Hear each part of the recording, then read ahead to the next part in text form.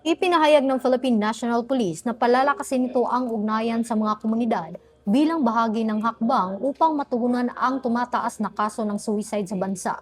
Ayon kay Chief PNP, Police General Jose Melencio C. Nartatis Jr., nais ng kapulisan na maramdaman ng publiko na maaasahan nila ang mga pulis, hindi lamang sa usaping pansiguridad, kundi pati na rin sa panahon ng personal na krisis.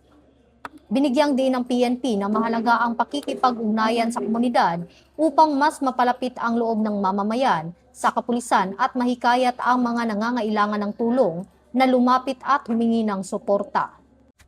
Kabilang sa mga plano ng PNP ang pagpapalakas ng community-based programs, pakikipagtulungan sa iba't ibang sektor at pagbibigay ng agarang tulong sa mga individual na nakararanas ng matinding problema sa mental health.